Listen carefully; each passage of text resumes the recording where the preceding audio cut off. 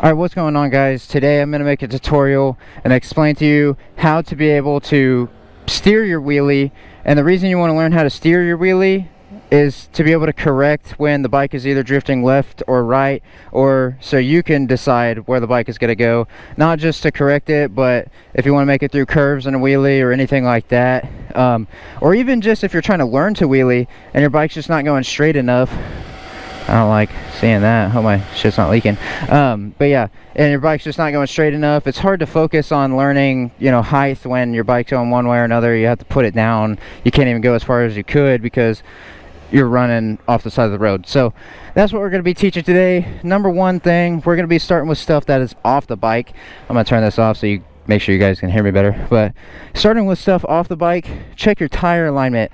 Especially if you're drifting specifically one direction harder than any other direction, I would go ahead and check tire alignment. Most likely it's not the bike, but there's a chance that it is, so I would check that. Secondly, your tire could be warped a certain way, especially like if you're in the lot a lot, or if you're trying to drift or anything like that, making one kind of turn. It could be warped one way or another, making that part of your problem, because I've seen that happen before. And the last thing, PSI. If your PSI is super high, there's a chance that it's really easy when your PSI is super high to end up going one direction or another. Like, one of the things I struggle with a lot, I've always struggled with pulling right in a wheelie, and one day I ran like 40 PSI, and for the first time ever was going left in every wheelie, and like could barely fix it, or just really couldn't, or whatever, so if it's a PSI issue, I would run like around 20 to 25, just to try it out.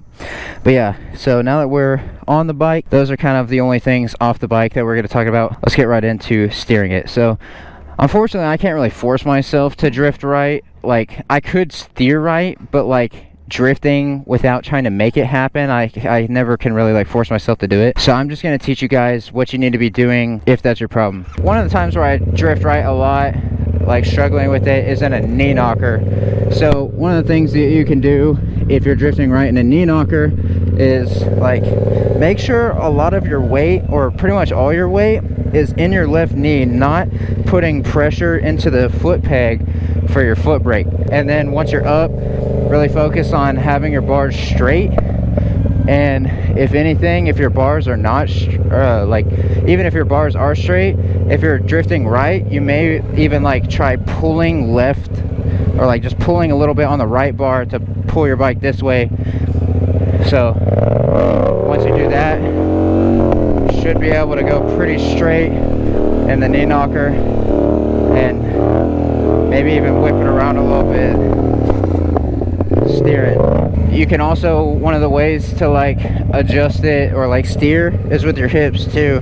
You can move a lot over, but you obviously in a knee knocker you can move way farther right than you can left, so it's a bit easier to go right than it is left. And now here's also the biggest thing when it comes to steering is your height. If you're chasing pretty low, being able to manipulate the direction of the bike is going to be pretty hard. But if you're like around balance point or higher, it's going to be really pretty easy to steer it. So I'm going to show you. If I want to go right, I can go right pretty easy. And then to go left is a little harder in a knee knocker, so I'll have to dip it a little more. But I can kind of steer it both ways. If I do that in a stand-up, it's a whole lot easier because you can put your weight differently. Okay, now if you're in a sit-down and you're going one direction or another, normally what I do is obviously try to keep it high, either at a dip or balance point. And a lot of times I just kind of stick off whichever direction I need to be going. Turning your bars, I feel like in a sit-down doesn't do a whole lot because you really have all your weight kind of in the seat. But you still can manipulate it with the bars. It's just like, it's kind of some hip movement and the bars a little bit. It's like basically you're swerving. It's a little hard to just explain it, but that's kind of one of those things that you figure out with seat time. Well, I can kind of like show that too by just like intentionally swerving more. Just don't know how, or really, if I could really do it all that much. Let's see.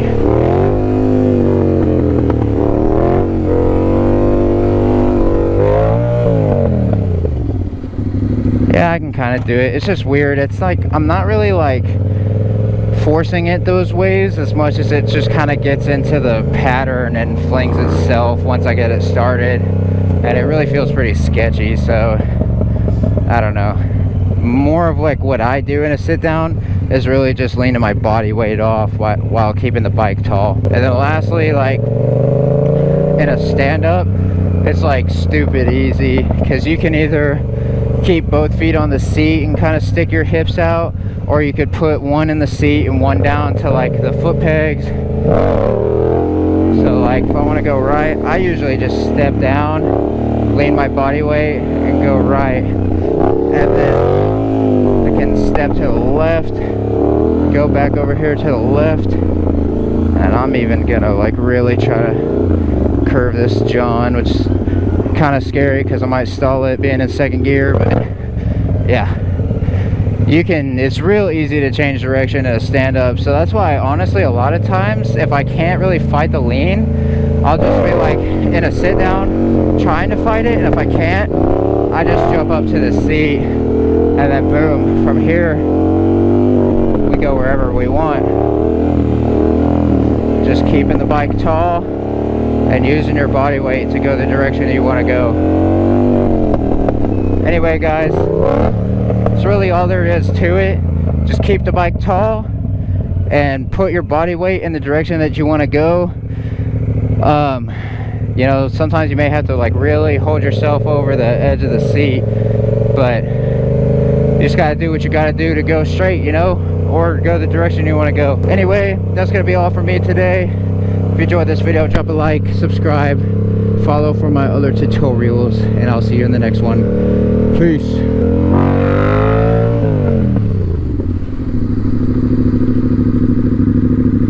Oh my gosh, these freaking stoppies are balance point, bro.